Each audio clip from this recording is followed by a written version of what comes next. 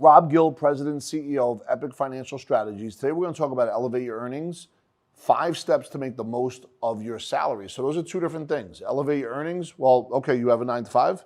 There's a salary, we'll chop that up, but what are you doing at night if you want to get a side hustle to make extra money? What does that look like for you? Are you driving Ubers? Do you have an online business? Do you have a home business? Is there ways that you could offer not only information or products to the world that makes the world a better place? These are little things that for the folks that, and I'm not saying don't do anything after your job at night. I'm not saying don't go to the gym or don't have a life, but if you have a fixed salary, it's only going to take you so far on what you could actually do lifestyle-wise. So just keep that in mind. You'll get raises along the way, I get it. But now let's focus on the salary. You want to set clear goals.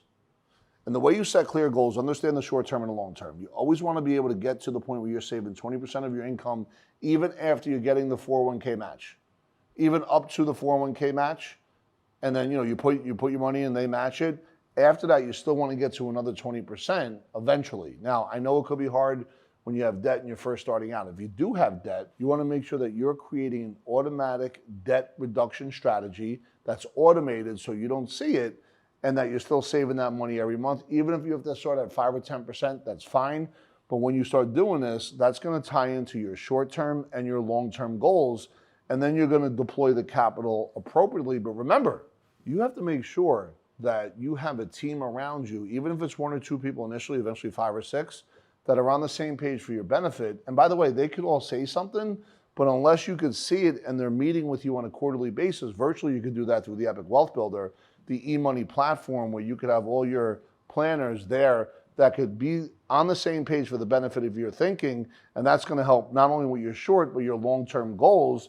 And then now as you have these goals with deadlines, not just goals, but goals written out with deadlines that you read in the mirror that ties into your nervous system, this is going to allow you to allocate your salary in a much more powerful, efficient, effective, integrous way. And now let's create a financial freedom map. And by the way, you can click the link below. There is a 12-minute video about a financial freedom map, and it's for free. It's going to tie into some of the things I'm saying right now. You should check that out. But a financial freedom map is key because it's always about the destination. And by the way, what does retirement planning mean? How much money in every single month am I going to get in retirement? That's what it comes down to. So if the map or the goal in the map is to be here, you need to know where you are in that map. Are you not even in the woods?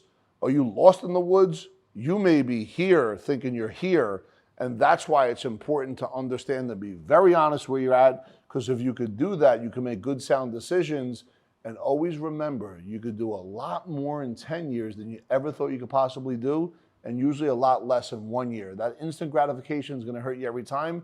Don't try and keep up with the Joneses. As a matter of fact, don't even know who the Joneses are. If you don't know who the Joneses are, trust me, you're living above status quo. And if you live above status quo, good things are going to happen. So now it's about creating a comprehensive budget. The first thing you want to be able to do is track expenses. You got to listen. The beautiful thing about technology now, you can just go look right online and see all the money you're spending on gas, all the money you're spending on dinners, all the money you're spending on food, all the money you're spending on travel and clothes. You could see it. Same thing with your credit cards. You could see it. So if you track those expenses, and then you could identify gaps that you could close that could result in savings, right? Let's say if you go to you go to the ATM machine, let's say 12 times a month, you get hit with those fees. Just go 1 time a month or 2 times a month and get all the cash out. And you'll save $3 on the other 10 times that you go. That's just a simple little thing. Carpool, we hear about that all the time.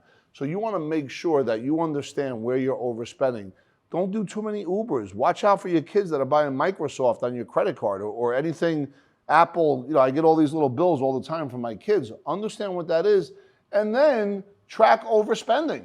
Listen, the dinner may have cost you $100 when it should have cost you $50. Be honest about it. Don't get too much food, right? And believe me, I'm talking to myself right now. But don't get too much food. Make sure that you understand what you're ordering.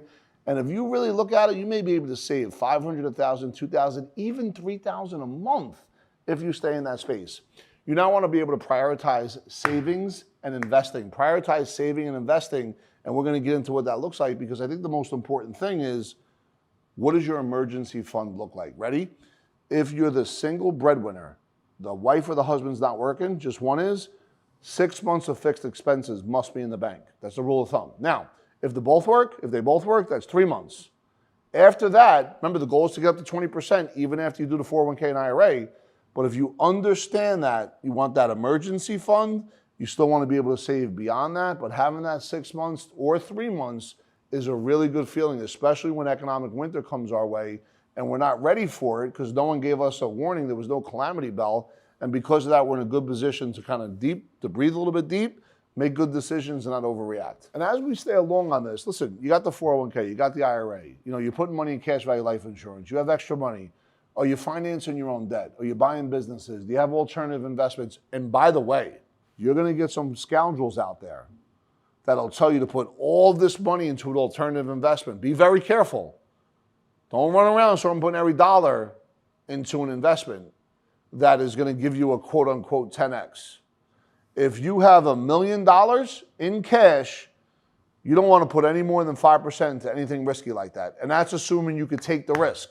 So just be careful of any kind of, outside of the box alternative investment, even if it's, through someone that's selling any kind of real estate or coaching programs or anything like that. You want to make sure you I dot and T cross because it could be good. And always remember, whatever they're telling you, whoever they are, run it by somebody independent and make sure you ask 10 or 20 questions. By the way, if you want to know what kind of questions to ask, go ahead, click that link below.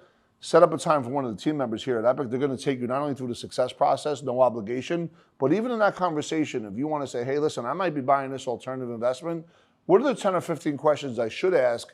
So when they answer the questions, you can make a sound decision and talk to other financial planners, accountants, and estate attorneys so they can help you make a decision based on the information.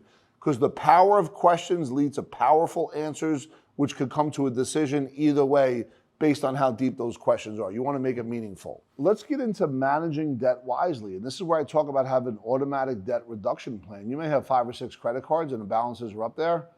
And if you just look at all of them, it's going to kind of weigh on you a little bit. However, if you actually take a step back and do one at a time through this debt reduction strategy where it's automated through every check that comes into your banking system, now all of a sudden it's going to slowly get reduced, assuming you really began to control your spending, reduce your expenses, and next thing you know, as it's happening each month and you're still saving money, debt goes down, savings goes up. That's a feeling of spirituality.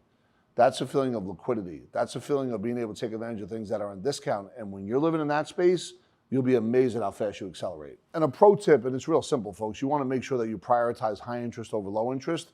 You want to knock that out as fast as you possibly can so you can really begin to knock that down even faster and really make good decisions and understand the difference between high and low, understand the difference between preferred and non-preferred debt, understand how to kind of manage and or really put yourself in a position to finance your own debt. All these things become powerful because once you start becoming the bank and start getting multiple use of each and every dollar through a crafted cash value life insurance plan, the acceleration becomes monumental. And when you have momentum, you never have to give that up again by staying addicted to the arduous. I say that all the time.